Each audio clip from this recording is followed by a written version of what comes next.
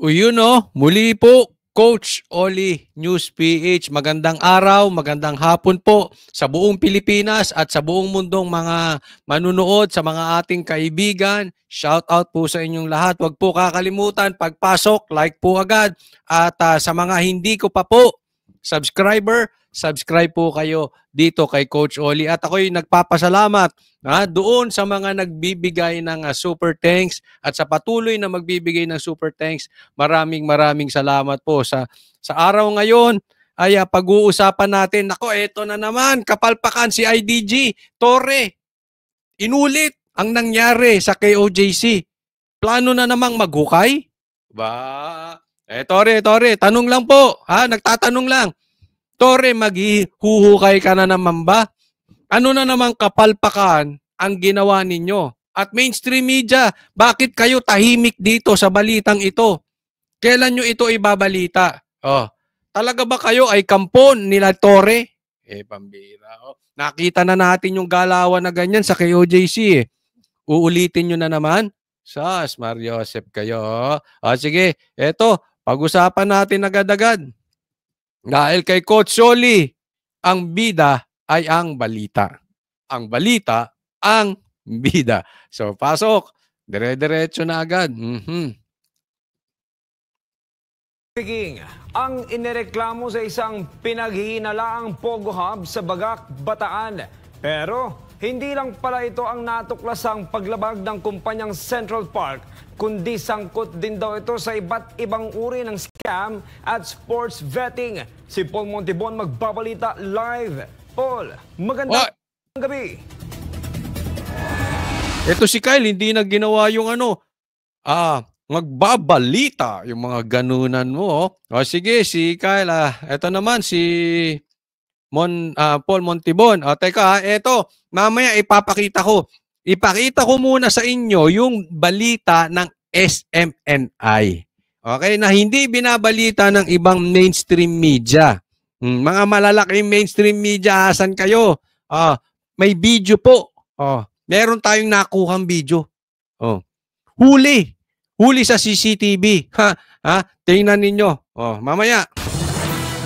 Kyle, magandang gabi. Imbes nga na tsokolate at mga candy o di naman kaya masaya na trick or treat ang matatanggap ng mga empleyado dito sa Central Park dito sa Bataan, abay search warrant ang tumambad para sa kanila. Ito matapos nga nasalakayin ng pinagsanib na puwersa ng Presidential Anti-Organized Crime Commission, CIDG, Bureau of Immigration at NBI itong illegal na Pogo facility dito sa Barangay Kabog-Kabog. Ang dami sila nagsabi. Sabi, CIDG, NBI, ano pa ba?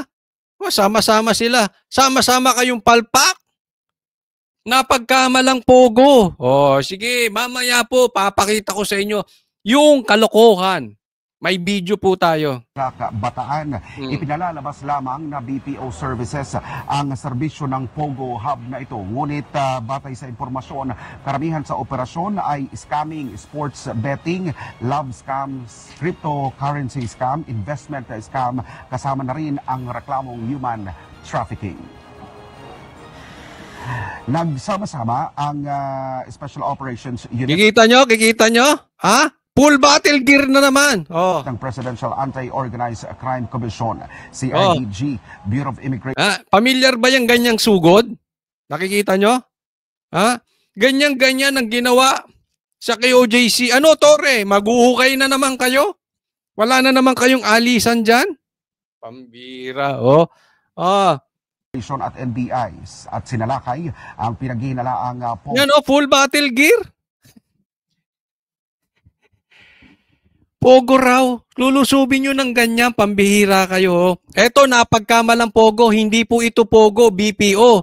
But kahit ano man ito, may pa-Pogo man to, pa-BPO, ang issue po natin dito. Eto, pinaggastusan nyo na naman ng napakalaki. Ang sabi rito, napakalaki ng ginastos dahil overkill po ang ginawa nila dyan. Sa Barangay Kabog-Kabog, Bagak, Bataan, sa bisa ng search warrant agad na tinungo ng mga operatiba ang iba't ibang gusali at buti pa nga ito, search warrant yung sa KOJC, warrant of arrest. Wala naman si Pastor doon sa warrant of arrest nila. Ito, search warrant. Pwede sila magsaliksik. Pero hindi kayo pwede magtagal. Abay, nagtagal. At kinandaduhan ng lugar. Lay, pambihira. Dahil sa reklamong labor trafficking. Ito, papasok na naman nila yung human trafficking. Alam nyo kung bakit nila pilit pinapasok ang human trafficking? Ganyan din ang ginawa nila kay Roque. Baka mamaya lahat ng mga kakampi ni PRRD sasabihin human trafficking. Ganyan din na sinasabi nila kay Pastor. Bakit? Kasi wala pong bail ang human trafficking. So umanda lahat ng mga kaibigan ni Pastor ay ni PRRD gagawa ng human trafficking. Pambihira, ang layo no? BPO, napunta sa human trafficking. Yun, sa PAOC nanggaling ang reklamo sa ilang mga empleyado, partikular na ng mga dayuhan dahil sa labor trafficking. Kontrolado raw kasi ang galaw ng mga ito at hindi makalabas ng compound. Ayon naman kay Presidential Antony. Hindi raw makalabas ng compound. Again, same. Kung mapapansin ninyo, same ng ginawa sa KOJC. Hindi raw makalabas ng compound. Kayo nga kinandeduhan ninyo 'Di ba? Yan ang gagawin nila. Basta pagbibintangan nila ang isang tao, tapos hindi daw pinapalabas ng compound. Labas-pasok naman ng tao dun sa KOJC. Palamang dyan din yun. Same na same. Yung script nila sa KOJC, ganun din dito. Organized Crime Commission spokesperson Winston Caso, isang Malaysian company ang nagpapatakbo ng operasyon. Sa kami natanggap na reklamo ng mga Pilipinos na biktima daw po sila ng labor trafficking dito. Ngayon meron din pong mga foreign nationals na nandito sa loob na hindi makalabas. Sir, hindi. Kailangan bang manampal? Tayo nagtatanong lang kung kailangan manampal. Wala naman tayo inaano. Napansin mo ninyo, napakalayo po nito mula doon sa main road. So para makalabas ka rito, dadang ka muna sa ilang layers of security.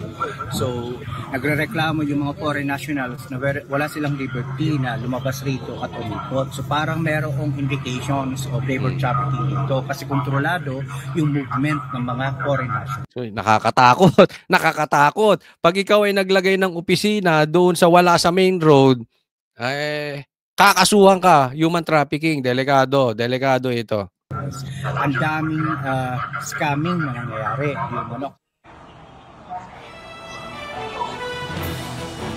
Bukod sa labor trafficking, wala rin daw itong kaukulang permit mula sa PAGCOR para sa POGO operations nito. Bagay na isa ito sa mga nakitang paglabag ng Central Park. At dahil sa kawalang dokumento na nagpapatunay sa POGO operation, lahat ng mga dayuhan sa loob, inabisuhan ang kanselasyon sa kanilang passport, visa. At tingnan mo, nakikita nyo mga armado Ganyan na sila ngayon. Ganyan na sila sumugod ngayon. Overkill, OA. Napaka-OA. Bakit? Kasi kung ganyan kadami parati ang magkatatrabaho, nasasayang ang pera ng taong bayan. Hindi po maganda yan laging ganyan ang gawain ninyo. Sos, wala namang mga armas ang kalaban. Mananampal pa. Isa sa ilalim sa inquest proceedings para sa investigasyon ng mga otoridad. Because all of your foreign passports. Teka muna, ito. Sabi wala daw silang lisensya for POGO. Hindi nga sila POGO. Paano sila magkakaroon ng lisensya for POGO? BPO daw yan. 'Di ba?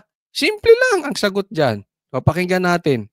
All of your foreign visas, whatever visas you may have, 19 tourist visas or whatever, all of those will be cancelled.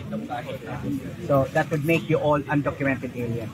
So on Monday, you would be inquested for immigration violation. Ito lang naman. Ito. Hindi ko pinagbibintangan si Sarah. This is a different story. Wag po kayo mag-aano This is a different story. Pero ibig ko sabihin, this is a possibility na baka mamaya mangyari. Kasi meron tayong nababalitaan na mga nagsasabi sa atin na minsan pagka meron daw nahuhuling dayuhan, kakansilahin ng passport. Tapos, ang bayaran daw dyan para mabalik at ikaw ay makabalik sa bansa mo. Makaalis ka dito sa Pilipinas ng maayos. Malaking bayad. Itong malaking bayad, this is millions. Millions po usapan dito. Okay? Ulitin ko, hindi po yan dyan. nadidinig natin na matagal ng gawain yan. Kahit dati pa man din. Okay? So wala tayo sa pinagbibintangan. Ang pinu-point out ko lang, baka mamaya mangyari dito. Kakansilain ng passport. Tapos, wala na tayong balita. Tapos, malalaman natin, naglagay na ng millions. Yun lang palang inaantay, tapos nakalipad na ron. Pabalik. 'Di ba? Parang ang dating, ang motibo ay hindi naman talaga investigasyon. Ang motibo ay ipitan. Para maglagay. 'Di ba? Ulitin ko, hindi tayo nagbibintang. Posibilidad lang po ang pinag-uusapan natin. Kasi nga dapat matagal nang iniiwasan sa bansang Pilipinas yan dahil nakakahiya po tayo sa mga ganitong gawain. I advise that on Monday, your lawyers, corporate lawyers, personal lawyers, whatever they may be present during the inquest to protect your rights. Ayan kasi meron ako. Okay, again, hindi dito si Sir pero nasubukan ko po kasi yan na dito sa KOJC na eto, sabi, papuntahin nyo, lawyers nyo. Alam mo ba ang nangyari sa KOJC? Kunwari, welcome ang lawyers, pero pinagdidimanda ang mga lawyers. Ibig sabihin, sa madaling salita, kunwari sasabihin on TV, on national media, pag andyan ang mga kakampi nilang media, tawagin ninyo mga lawyers ninyo. Pero pag wala, buti na lang nakukuha na namin ng live videos. Kahit lawyer, minsan ayaw kausapin. Minsan nga ayaw pang papasukin Di ba nakita nyo? Ayaw kaming papasukin kasama ang lawyers, kasama ang ibang mainstream media. Pinapasok sa KOJC compound. Ayaw kaming papasukin sa mga portion, yung pala may mga hukay doon si Torre. Yes po. Wala ding kwenta yung lawyers. Basta binarikadahan na yan ng mga armadong pulis, wala na magagawa. Itong sinasabi ni Sir, baka mamaya, hindi sa pagbibintang, kunwari, nasa camera ka, lalabay mo, sasabihin mo, lawyers. Pero off-cam, wala nang pakinabang ang mga lawyers. Hindi nyo rin naman binibigyan ng authority. Hindi nyo rin naman pinapakinggan. Baka puro kayo ganyanan. But that would still be Monday. Today, as of today, there is no more government office. So there is no more legal recourse for you, but to wait until Monday when the government opens. So meaning to say by tomorrow, once all of you have been documented, meaning to say we've taken your pictures, your names, and so on, we will proceed to our detention facility in Pasay City, Manila. Ayon sa ilang empleyado, wala naman silang kaalam-alam na may illegal na aktibidad sa pinagtatrabaho ang kumpanya. Tingnan mo yung mga empleyado mismo nagsasabi walang illegal dyan sa lugar na yan. Again, it's not for me to decide kung may illegal dyan or hindi illegal. Nasa judge po yan. Pero, nasa korte po yan. Sila mag-decide niyan. Okay? Nasa DOJ. Bahala kayo. Andiyan naman siguro DOJ. Ewan ko. Anyway, yung empleyado mismo na sinasabi wala namang illegal na ginagawa dyan. So, madaling salita, walang human trafficking. Kasi sila mismo sinasabi walang illegal. Ibig sabihin, nakakalabas-pasok sila. Di ba? Porket malayo sa daan, porket maraming security, human trafficking na. Ganyan po kababaw ang gobyerno natin ngayon. Laging human trafficking. Bagay na ikinalulungkot nila dahil mawawalan nga sila ng trabaho. Di ba? Sila nga nalulungkot, sila pa mawawalan ng trabaho. Ang laking bulilyaso ginawa nila Hindi ko alam kung kulang sila sa intelligence, may pondo naman sila sa intelligence o wala sila talagang intelligence. Ang laki ng ginastos, fully armed na naman. Alam mo, kulang na lang dito, parang KOJC ang galawan. Kulang na lang dito maghukay. Hindi natin alam, baka mamaya kordonan yan lugar na yan, pumunta dyan si Torre, maghukay na naman. Di ba? Hindi natin alam Pero yun na lang. KOJC style, yun na lang ang kulang, hukay. Tapos kaso, human trafficking. Wow. Ganon ang gobyerno mo, Marcos, pambihira Kyle, batay sa datos ng Central Park, nasa 1,500 ang mga empleyado rito. May 1,500 empleyado mawawalan ng trabaho. Kung palpak kayo, kung palpak ang intelligence ninyo, at wala namang illegal, pambihira. Hindi na kayo nakakatulong sa Pilipinas, bulilyaso pa ginagawa ninyo. Sa mga empleyado ay mga Pilipino, habang nasa 75 lang daw na foreign nationals naman. Konti lang ang foreign national, karamihan Pilipino. Diba? Hindi mo pwedeng magkakaroon ng human trafficking dyan kasi ang dali namang kumontak eh. Andi dito mga kababayan natin, nasa teritoryo natin, ano human trafficking mangyayari dyan? Sus, kadali namang. Sana itong mga pulis, bago kayo nagbibintang ng human trafficking, itong mga CIDG, may ebidensya. Huwag yung puro salaysay nyo. Kasi that is unfair. Sana man lang mayroong personal knowledge. Diba? Yung ebidensya nyo talagang may kasamang malinaw na hindi lang puro salita. Ang tawag nila dito, forensic evidence. Hindi puro kwentuhan nyo, mamaya. I mean, tingnan nyo nga ang ginawa ng Kamara kay Grijaldo. Pulis na yun. Pinapaamin pa sa hindi dapat aminin. Siyempre, hindi ko sinasabing ganyan din kayo, pero magdududa ang taong bayan ngayon eh. Dahil sa ginawa nitong si Abante at ni Dan Fernandez, talagang nawawala na sila ng tiwala diyan sa mga witnesses. So sana wag lang puro kayo witnesses kasi marami rin namang empleyado sinabi walang illegal. Bigyan nyo naman kami ng scientific evidence, forensic ika nga. Hindi puro daldal o marites o chismisan. Na bumibilang doon sa mga empleyado na kinabibilangan ng Malaysian, Indonesian, Thais at Chinese. Ayon kanina sa nakausap natin na si Police Regional Office 3 Director, Police Brigadier General Red Maranan, matagal nang sinorveillance ang lugar at ngayon lang nila kinumpirma na front lang ang BPO services nila. Yan na naman tayo sa matagal sinorveillance eh. Ganun din nangyari sa KOJC, matagal sinorveillance eh. 'Di ba? Ano pa, may ginamit pa silang gamit doon, aparato na may hukay daw, may natog pa ang bunker. Hello? 'Di ba? Ayan na naman tayo eh. Ayan na naman pambihira, Ngunit ibang serbisyo pala ang ginagawa rito, gaya ng iba't ibang uri ng scam, online gaming at trafficking in. Ayan, katulad niyan ha. Maraming iba't ibang uri ng scam, online gaming. Yan po. Meron kayo dapat forensic evidence. Hindi yung mamaya kukuha na naman kayo ng isang magsasalita katulad nito si Grijaldo, pipilitin yung umamin sa hindi naman dapat niyang sabihin, hindi niya naman dapat aminin.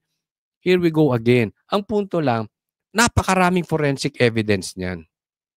Napakadami. Kasi kung may scam yan, may mga messages yan, may mga emails yan. Diba? Kung yan ay online gaming, may mga evidence yan through online. Ang dami po niyan. Sana wag kayong tamad maghanap ng ebidensya. Kasi baka mamaya, gaya ng sabi ko, instead na nagsasaliksik kayo sa kanilang computer, nagsasaliksik kayo sa kanilang mga cellphones, tatawag lang kayo, halika rito, aminin mo to, ito, sabihin mo. Ay trabahong tamad po yan. Hindi ko po kayo pinagbibintangan. Nagpapaalala lang, wag trabahong tamad po ang gawin natin. Hanap kayo. Ulitin ko. FORENSIC. Forensic evidence. Scientific evidence. Wag puro sawang-sawa na ako sa ebidensyang ginagawa ng mga Pilipino, puro salaysay. Ganyan ginawa sa KOJC. Puro sila bintang. May mapakita ba silang video? May pakita ba silang messages? Email? Wala. Lahat wala. Anong ebidensya? Puro dakdak. Tingnan nyo, ganyan din ang mangyayari dyan. Naghukay pa nga sila eh. Meron bang forensic evidence? Kasi kung naghukay ka may bunker talaga, meron kang ebidensya, may forensic evidence ka. Hanggang ngayon, anong issue nila dyan sa KOJC? Dakdak. kuha ng mga tiwalag na miyembro para magsalita. Wala na kaming tiwala sa ganyan. Sana dito, itaas nyo level. Kasi lalabas dito, malamang, puro na naman dak ang ebidensya. We want forensic evidence. Person. Sa nakuha nating impormasyon ay sa ngayon ay andito pa sa pantry ang ilang mga empleyado no, ng mga Pilipino. Pauuwiin naman daw ang iba na mga... Sir, baka hindi daw ayaw pauwiin. Sa news na yan, nandiyan pa sila. Baka mamaya maikulong ka dyan, mapagkamalang ka, tapos sasabihin nag-human trafficking ka. Alam mo naman, ang taniman ngayon eh. Tapos may kakalabitin dyan. Hoy! Ayaw kong palabasin ng taga-SMNI. Mag-iingat ka dyan, sir, ha? Mag-iingat ka. Nako, baka mamaya, yung mga galawang ganyan, delikado yan. Nasa bataan ka pa man din. Nako. Jesus. Ingat kasi hindi naman daw pinapalabas. Baka mamaya, madamay pa yan. Alam naman natin kung gaano sila. Ay, nako, galit na galit nga sa media, sa SMNI at sa mga vloggers itong mga to. Bakit? Nagsasabing totoo eh. Hindi nila mag-anong sa liig eh. Pinoy workers dito sa loob, habang ang mga dayuhan naman ay madidetain lalo na kung mapapatunayan wala silang mga kaukulang mga dokumento. At itinakda nga sa Monday ang maging inquest proceedings para sa mga dayuhan. Sa ngayon, kung halimbawa tayo na ay aalis na dito sa venue, ay bantay sarado ito ng mga kapulisan, iba't ibang mga special units. Parang KOJC. Naalala ko may time sa KOJC, bawal pumasok, bawal lumabas. Oo. Tapos sasabihin nila, pwede, kalokohan. Andyan dyan, ang daming armado. Ang dami naming live dyan. Nako. Unit ng Philippine National Police pati ang military. Sa ngayon ay ongoing ang press conference sa panguna ng CIDG Director at iba pa ng mga importante no na mga ahensya ng Philippine National Police. At mamaya-maya rin magkakaroon naman ng inventory doon sa mga nakuha ng mga ebidensya tulad ng mga gadgets, mga laptops na maaaring magamit. Sana lang sir, masubaybayan natin yan kasi baka mamaya hindi na magsilayas siya mga yan dyan. Pag dumating si Torre dyan, advice mo kami agad.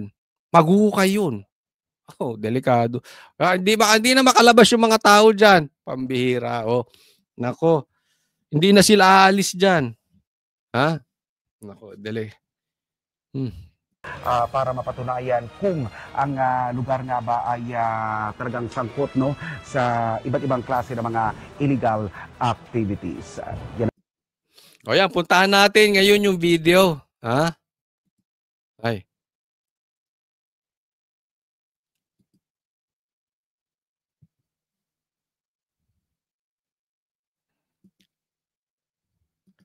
Ito, puntahan natin itong video. Ito. Tingnan nyong mabuti. Bakit hindi nyo ilabas ito? Mainstream. Mainstream, makinig kayo. Pailabas nyo itong video na ito. Naku. Parang sinikmuraan na. Naku, delikado. Kasama ba yon? Yung mga ganong sakitan? Wala. Pumapalagbas. Ako nagtatanong lang, may armas ba si sir? Nanakit ba si sir? Nag-resist ba ng arrest? Tatanong lang tayo wala namang ginagawa. Hinihila-hila. Ulitin natin yan Ayun! Kinana! May ginagawa si sir. Violente ba si sir? Di ba? Yung mamang sinapak.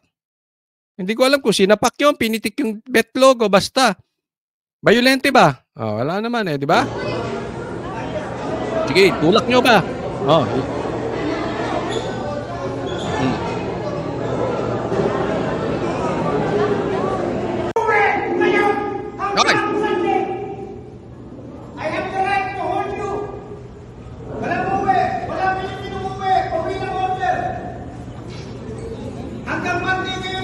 Sana sinama mo kami mga vloggers para nakikita yung lahat ng anggulo. Pero mamaya ha, may nakuha ng anggulo. Oh, sige. Oh, ayan, ayan. Oh, tingnan nyo ha, yung nakaputi. Oh, yung nakatalikod, tingnan nyo kung bayolente ha. Kung meron ba siyang ginagawang masama, kung meron bang danger sa buhay nitong nakasombrero. No, dinuro. Nako, nagtawag. Andun na yung mga security, nilapitan. Nako, delikado yung mga ganyan eh, no? Yung maraming dumikit kasi dito wala pa eh. Oh, ayan, saglit ito. Oh, wala pa, pansin nyo, 'di ba? Wala pa. Oh, tinawag. Nako, isa. Oh. Ops, dalawa na yung nakabantay doon. Ayan, tatlo na. Nako. Tinampal. Mag-asawang sampal ang nakamit ni Mamang Pobre. Kawawa naman. Dami na sa paligid eh. O kawawa ka pag 'di ba? Ang tanong, yung mamang nakaputi ba, nakatalikod, bayolente? Bakit kailangan sampalin? Yun ay tanong lang. Huli to sa CCTV. Oo. Hindi ko alam kung ilalabas ito ng mainstream media. Kung ilalabas din ito ng yan yung sinasabi po natin. Huwag puro salaysay, sir. Again, hindi ako nagbibintang, wala pa naman kayong nilalabas na dahilan. Pero sana, kung magsasabi kayo ng human trafficking, huwag puro salaysay. May ebidensya. Gaya nito, may ebidensya, nanampal. Ano masasabi mo? Tawag ka ng mga tao, eto si Sir, sinampal ako. Ganun ba? Hindi, labas ka. Tulad nito, may video. Ganyan po ang forensic. Forensic evidence. May scientific. Hindi magtatawag kayo ng eyewitness. Ayan. May itatanggi natin. Nanampal ba o hindi? Kayo na magdesisyon. Ayun, kaliwa. Oy, sus, hindi pa na ano. Nakayuko na, wala namang ginagawa. Pambira, Pambira. Nakayuko na.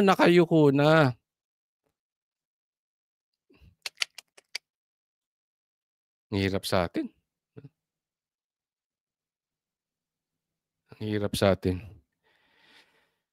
Anyway, kung may kasalanan si Sir, itong nakaputi, demanda nyo ng maayos. Huwag po natin ilalagay. Sa ito, paalala lang sa mga kapulisan, sa mga uniform men natin. Huwag natin ilalagay sa kamay natin ang batas. Kasi meron tayong proseso. Hindi tayo panahon nung mga taga-bundok before. Meron tayong batas, kaya nga may abogado. Do your research, do your intelligence, give us forensic evidence, etc. Gawin natin yung proseso. Hindi yung ikaw na nang huhuli, ikaw na yung gumawa ng batas, ikaw pa nagpatupad ng batas. O di ikaw na presidente, ikaw na lahat, ikaw na. Hindi po tama yung ganyan.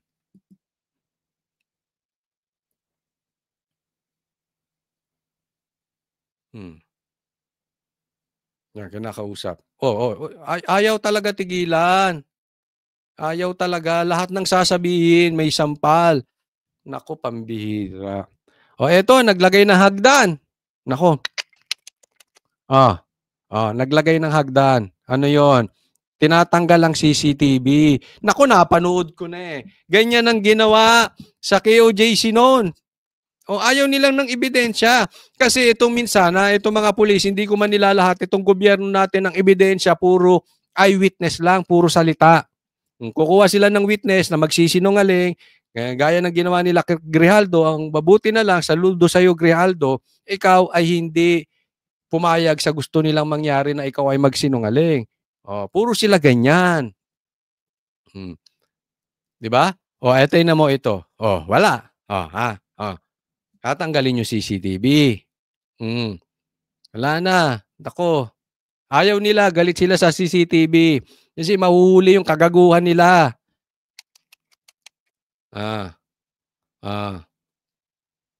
Ayan na. Backlash na yung mga CCTV, Di ba? Kasama ba yan? Sabihin, sir, Coach Oli, mali ka dyan kasi search warrant eh. Kailangan nilang evidence yung CCTV kasi kung ano yung nakuhanan. Hindi po, mali. May mga CCTV ako. Ha? Meron po meron po yung recording machine. Dapat ang kinukuha yung recording machine. Kung meron mang anomalyang nangyayari dyan, as their evidence. Ba't mo tatanggalin yung mismong camera? Wala kayong makukuhang ebidensya dyan sa camera. Hindi nagre-record yung camera. Yung record niya, wala dyan sa camera. Pambihira naman, no? Diba? So, ganyan po sila. Ayaw nila na yung ginagawa nilang kalokohan dyan. Siguro yung pananampal, ayaw nilang nakikita. Baka hindi lang pananampal nangyari dyan. Baka may sakitan pa. Wala na. Dako, dami. Kawawa naman. Paano, coach, kung totoong pogo yan? Tapos walang lisensya. Paalisin nyo. Okay lang. Huwag nyo saktan. Ikulong ninyo. Pabalikin nyo sa bansa nila. Mas maganda pa nga. Nang tumigil na yan dito. Kasi pag kinulong pa yan dito, baka mamaya may malagyan pa. Bumalik yan. Magpogo ulit. Diba? Oh. Hindi tayo nagbibintang. Sinasabi natin, pinapalit natin yung possibilities. Kung pinabalik mo yan sa kanila, blinak mo na dito sa Pilipinas, yung possibilities na magpogo pa yan dito, malabo na. Oh. Pero paano kung hindi pogo yan? At BPO nga lang talaga. Ang daming nawalan ng trabaho. Pambira kayo.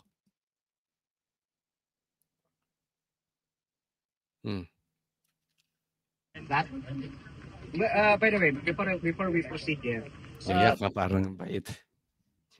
what is the permit of Central One? What is your business permit? We are holding a What is your business permit? fat license. What? Fat, Freeport area of Bataan.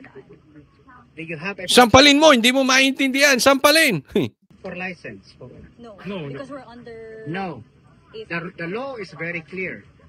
If AFAB is to provide any permit to any foreign locators, local locators, especially in the area of business process outsource and or gaming, you must secure a secondary permit from the Philippine Amusement Gaming Corporation. Do you have that? Secondary permit from Hindi nga sila pogo eh. Paano magkakaroon ng secondary permit sa PAGCOR? we only have this permit from AFAB. Then you have a regulatory issue.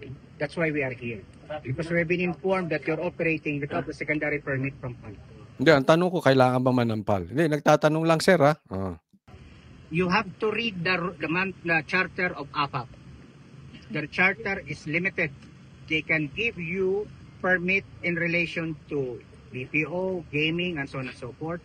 But you need a secondary permit from PAGCOR. But we are just a DPO, sir. We're not a gaming. Yun. Di ba? BPO ka, hindi ka gaming. Pinakukuha ka ng secondary permit sa PAGCOR. Pambira. Yun ang issue doon. Dapat ang patunayan dito, hindi kung meron silang secondary permit sa PAGCOR or wala. Ang issue dito, patunayan, sila ba ay nag-ooperate ng gaming or hindi? Yun muna ang sosolve no. Pag napatunayan nyo na nag-ooperate sila as gambling, saka nyo dapat hanapin yung kanilang secondary permit galing sa PAGCOR. Ang tanong, napatunayan nyo na ba? Meron na ba kayong ebidensya? Yun muna, isa-isa tayo. Hindi yung hihingan mo sila. Halimbawa, ako dito, bigla kang pumasok, hingan mo ako ng secondary permit na, anong ibibigay ko sa'yo? Hindi naman ako nag-gaming. Patunayan mo munang nag-gaming. Ba't hihingan mo ako ng secondary permit sa PAGCOR? Di ba? We would beg to disagree on that. That's why we are here. That's why we're conducting the search warrant. That's it Oh, for kaya nga. Patunayan mo muna, sir. interview. Let's proceed. Yeah. We have to wait for the other. We have to wait. Yep.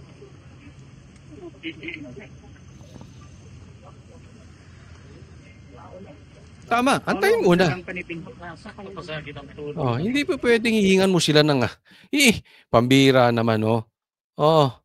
Hihingan mo sila ng ng permit galing sa PAGCOR. May pambira. Kung hindi naman sila ganun. Nakakaloko tong mga ito, ano. Calling mainstream media. Sana ibalita nyo rin to. Ilabas nyo rin itong mga kuha ng CCTV. Necessary bang manampal? Ginawa ba yung proseso? May overkill bang nangyari? Hinold yung mga tao dyan, hindi makalabas. No? So yan ba ay mga legal? Again, hindi tayo nagde-decide kung yan ay legal or hindi illegal. Hindi po ako korte, hindi po ako DOJ para mag-decide. Ipinapakita ko lang sa inyo nang sa ganon, dapat ito ay nasisilip. Hindi po pwedeng basta-basta na lang gagawin yung ganito, ganyan, ganito, ganyan. Hindi po pwede yun. Importante po na dapat ay nadagawa yung proseso. Ang batas po ay hindi nasa kamay ng mga uniform men. Hindi nasa kamay ng mga authority. Ang batas po ay may sinusunod na proseso. Until proven guilty, dapat ginagawa niyo yung due process. 'Di ba? So, alagad kayo ng batas. Dapat alam nyo paano ipapatupad yung batas. Tayo nagpapaalala lang at sana lumabas ang katotohanan dito. Huwag po kakalimutan, sa mga hindi ko pa po subscribe po. At i-like nyo po itong video na ito nang sa gano'n mas ikalat ni YouTube. Kasi po, maaaring ito hindi na talaga ibabalita ng mainstream media. Nakita naman nangyari doon sa KOJC, baliktad ang binabalita nila. Yung nakita namin sa loob, totally the opposite ng binabalita ng ibang mainstream media. So sana ikalat natin itong video na ito nang sa ganoon ay magkaroon tayo ng press freedom na patas na pamahayag kasi mukhang nabusalan ang ibang mainstream media. Huwag po kalimutan, maraming salamat po sa magbibigay ng super thanks. Thank you, God bless everyone. Para sa Diyos at Pilipinas nating mahal, Coach Oli po.